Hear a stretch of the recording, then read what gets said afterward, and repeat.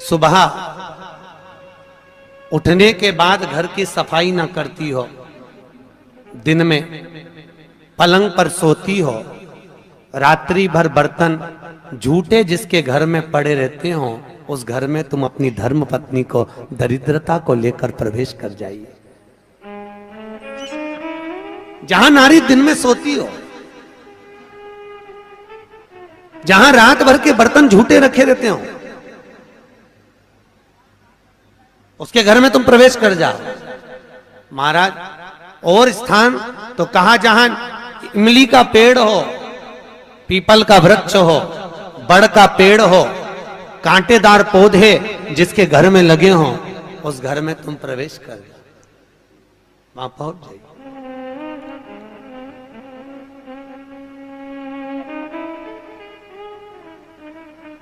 महाराज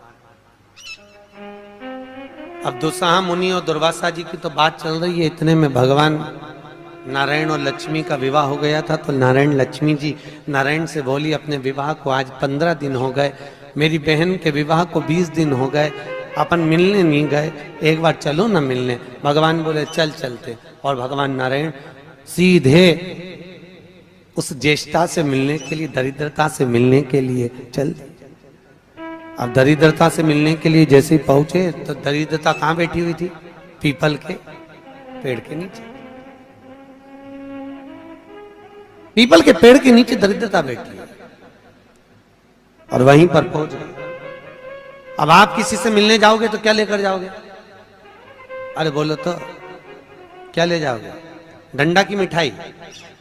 डंडे लेकर जाओगे कि मिठाई लेकर जाओगे? अरे बोलो तो मिठाई लेकर जाओगे ना, कुछ भी मिष्ठान मुंह मीठा कराने के लिए। जिसकी विवाह हुआ है, अभी विवाह हुआ है, तो उसके यहाँ मिठाई का डब्बा लेकर चले। और मिठाई का डब्बा ले जाकर जैसे ही भगवान नारायण लक्ष्मी को दिया, लक्ष्मी ने तुरंत ज्येष्ठा देवी को दिया। ज्येष्ठा को दिया तो देते ही दरिद्रता ने मिठाई का डब्बा फेंक दिया, और फेंकते से ही बोली, लक्ष्मी तू मेरी छोटी बहन है, तुझे इतना नहीं मालूम कि तेरी बड़ी बहन खाती क्या है, और मेरे लिए तू मिठाई लेकर आई है? तू पागल हो गई है, मूर्ख हो गई है, जो तू मेरे लिए मिष्ठान लेकर आई है। तुझे मालूम नहीं कि मुझे खट्टा और तीखा पसंद है। लक्ष्मी जी की आंख में आंसू भर गए। लक्ष्मी जी बोली, जीजी मैं तो समझी कि तुम्हारा विवाह हो गया है, हो सकता है तुम कुछ चेंज करी हो अपने स्वाद को,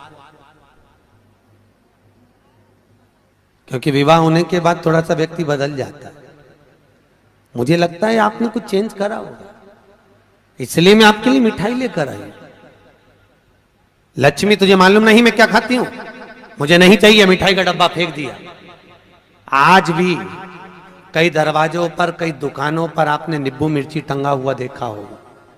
कई लोग कहते हैं नजर से बचाता है, नजर से नहीं, लक्ष्मी और दरिद्रता ये दोनों बहनें हर एक व्यक्ति के घर में प्रतिदिन प्रवेश करती है। पर लक्ष्मी के लिए मिठाई फ्रिज में रखी होती है, इसलिए लक्ष्मी सीधे अंदर चली जाती है, और दरिद्रता के लिए नींबू मिर्ची दरवाजे पर टंगा रहता है, इसलिए वो दरवाजे से खाकर वापिस चली जाती है। दरवाजे से खाकर तुरंत वहीं से लौट जाती है। कई लोग कहते हैं नजर के लिए, नजर के लिए नहीं, दरिद्रता हमारे यहाँ प्रवेश ना करे, ज्येष्ठा हमारे यहाँ प्रवेश ना करे, इसलिए नींबू और मिर्ची को दरवाजे पर बांधा जाता है। और कई लोगों को नहीं मालूम तो वो कहते हैं नजर से बचाता। नजर से नहीं, दरिद्रता का प्रवेश ना हो। अगर दरिद्रता हमारे घर में प्रवेश कर रही है तो वो दरवाजे से भोजन कर कर निकल जावे, हमारे घर के अंदर प्रवेश ना करे। इसलिए हिंदू धर्म की रीति आज भी घर के अंदर नींबू और मिर्ची को एक ही डलिया में नहीं रखा जाता। अगर नींबू और मिर्ची एक ही डलिया में रखे रहते हैं तो उस घर में दरिद्रता का निवास होता है, दरिद्रता का प्रवेश। महाराज हमारे यहां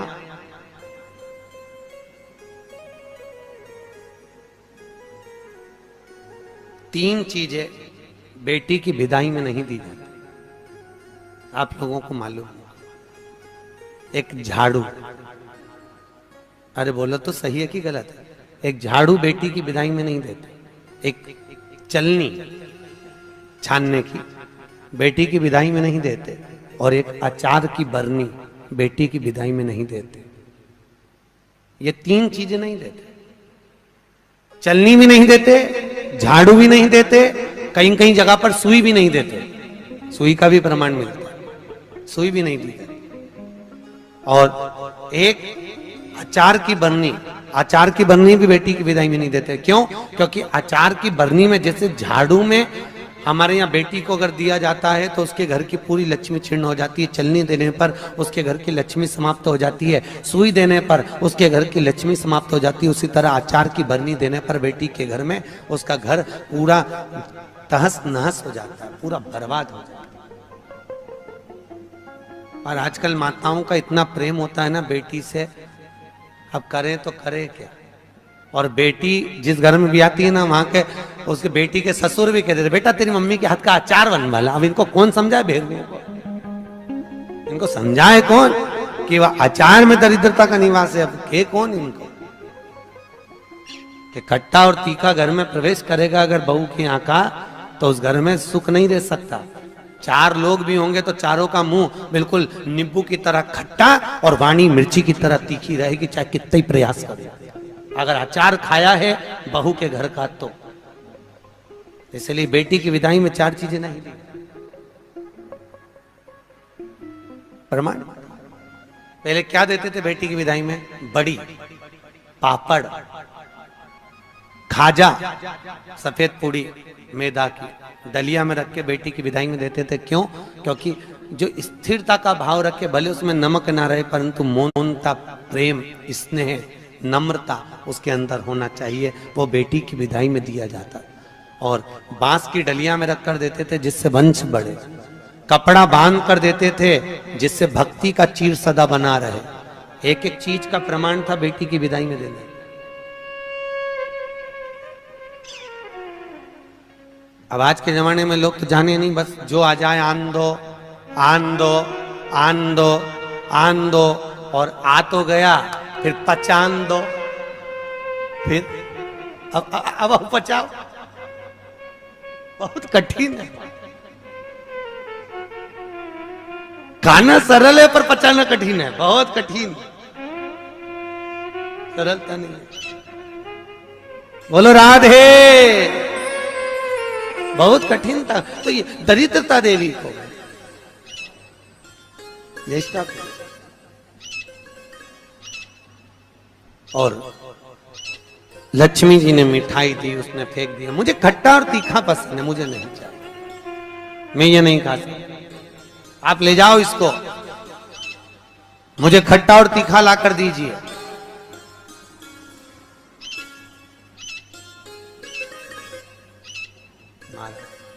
मुझे खट्टा और तीखा चाहिए। समझाया। भगवान विष्णु लक्ष्मी जी से कह रहे हैं तेरी बहन को समझाना बहुत कठिन है, तू चल। लक्ष्मी जी जाने लगी। इतने में लक्ष्मी जी ने भगवान नारायण से विनती करी, नारायण ये मेरी बहन दरिद्रता बैठी है पीपल के पेड़ के नीचे, और पीपल के वृक्ष के नीचे मेरी बहन बैठी हुई है।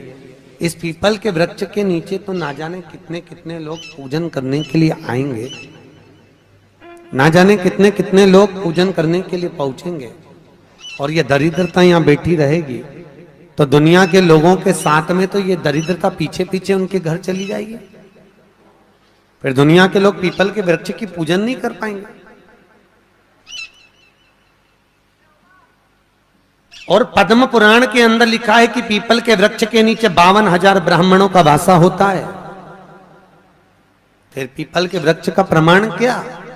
भगवान नारायण बोले, सुनो लक्ष्मी, ये पीपल के वृक्ष के नीचे तुम्हारी बहन दरिद्रता निवास कर रही है, पर जिसकी हाथ में या तो माला हो, जल का पात्र होगा, या कुंकू का चोपड़ा होगा, या दिया बाती होगा, जो अपने हाथ में कुछ ना कुछ लेकर आएगी पीपल के वृक्ष की पूजन के लिए और वापिस वो पात्र लेकर जाएगी, उसके पीछे कभी दरिद्रता उसके घर में प्रवेश नहीं करेगी। और जो खाली हाथ पीपल के वृक्ष के नीचे प्रवेश करता है, उसके साथ में दरिद्रता उसके साथ पीछे पीछे प्रवेश कर जाती है।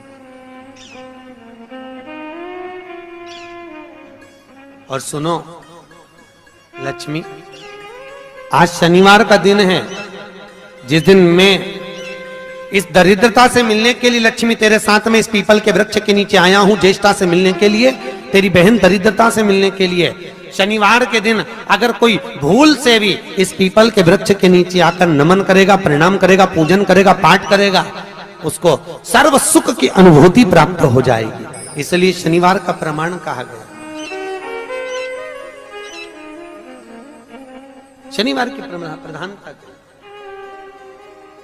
और महाराज, एक रविवार का दिन ऐसा होता है जिस दिन दरिद्रता ने मांगा है अपने सुख के लिए। दरिद्रता देवी कह रही है, महाराज अगर 7 दिन आपके हैं तो एक दिन मुझे दिया जाए मेरे सुख के लिए। दरिद्रता देवी, तो रविवार के दिन इस पीपल के वृक्ष के नीचे ज्येष्ठा तेरी प्रखरता के साथ में तू दुसाह मुनि के साथ इसमें निवास करेगी। केवल हिंदू धर्म में एक ही दिन है जिस दिन पीपल के वृक्ष को उखाड़ा जा सकता है, और वो रविवार का दिन होता है। कौन से दिन? रविवार। शनिवार, मंगल, सोमवार, बुधवार कभी भी आप पीपल के पेड़ को अगर दीवार पे से उखाड़ोगे तो वो पीपल वापस लग जाएगा। पर रविवार के दिन अगर चावल पटक कर पीपल के पेड़ के उखाड़ दोगे तो वहां पर दूसरा पीपल कभी नहीं लग सकता, दूसरी बार लगेगा ही नहीं, चाहे वो दीवार पर क्यों ना। कई लोग दीवार पे से पीपल जब हेड़ते हैं तो वहां पर केवल चावल पटक दो और रविवार के दिन उसको निकाल।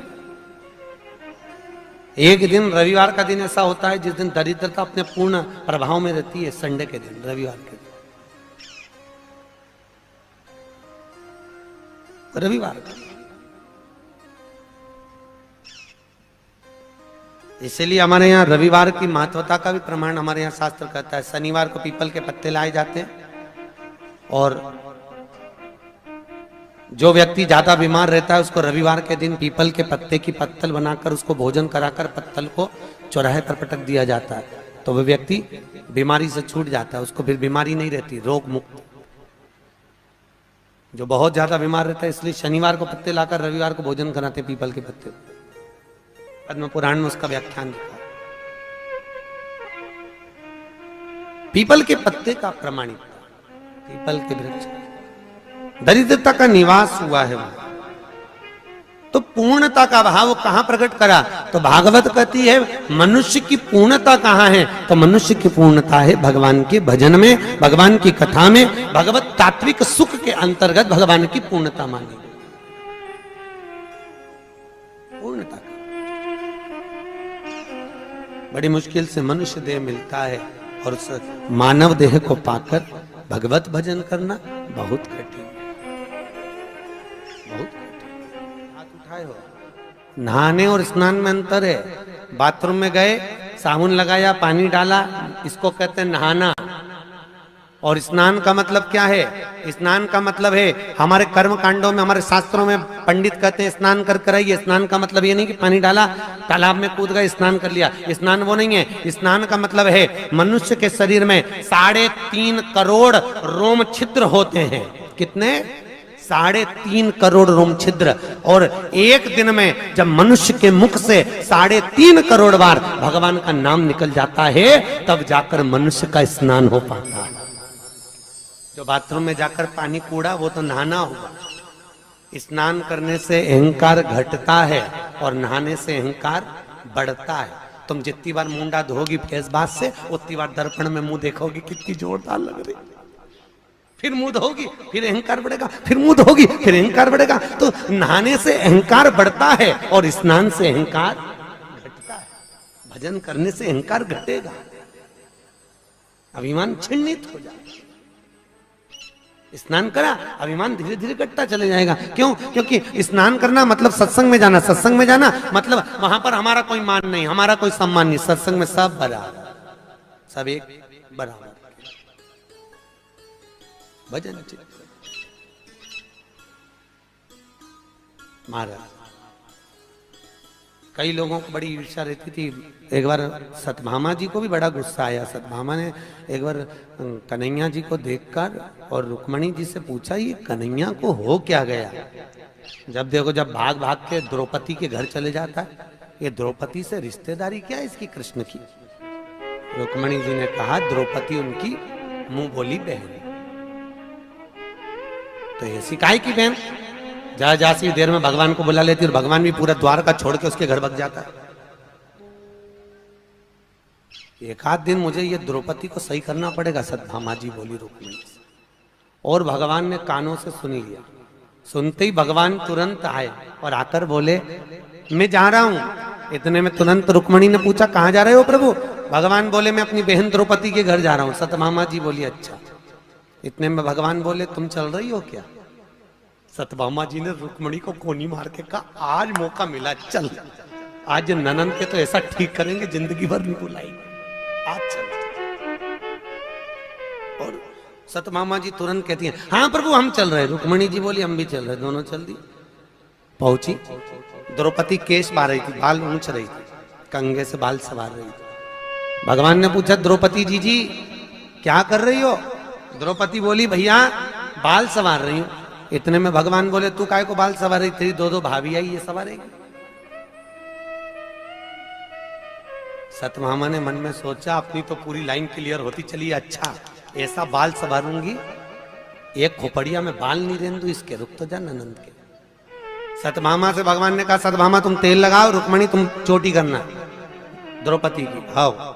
सत्यभामा जी जो तेल लगाने बैठी, तेल लगाते लगाते सत्यभामा जी ने एक बाल तोड़ दिया। जो तोड़ा, द्रौपदी कुछ नहीं बोली, पर उस बाल को तोड़ती उसमें से आवाज आई हे कृष्ण। सत्यभामा जी ने फिर दूसरा बाल तोड़ा, फिर उसमें से आवाज आई हे कृष्ण। सत्यभामा जी ने फिर बाल तोड़ा, उसमें से फिर आवाज आई हे कृष्ण। जैसे बाल तोड़ने पर आवाज आ रही है, बार बार आवाज आ रही है, तो बार बार आवाज आए तो सत्यभामा ने रुक्मिणी से पूछा जी ये द्रौपदी के बाल तोड़ने से कृष्ण की आवाज क्यों आ रही है? तब भगवान कृष्ण ने आकर कहा सत्यभामा तुम पूछ रही थी कि मैं भाग भाग कर द्रौपदी के घर क्यों जाता हूं। सत्यभामा पूरी पृथ्वी पर मात्र एक द्रौपदी ऐसी है जो एक दिन में 3.5 करोड़ बार मेरा नाम जाप करती है, इसलिए मैं दौड़ दौड़ कर इसके पास जाता हूं। इसके हर एक रोम रोम में मैं समाया हूं, मैं समाया। फिर भी सहन नहीं हुआ, फिर भी सत्यभामा से सहन नहीं हुआ। और सत्यभामा जी ने चोटी करते करते पूछ ही लिया द्रौपदी से, ए द्रौपदी जी एक बात बताओगी? द्रौपदी बोली बोलो क्या पूछना है? हमारा एक पति और हम 16,108 रानी, तो भी हमारे कहने पे नहीं चलता।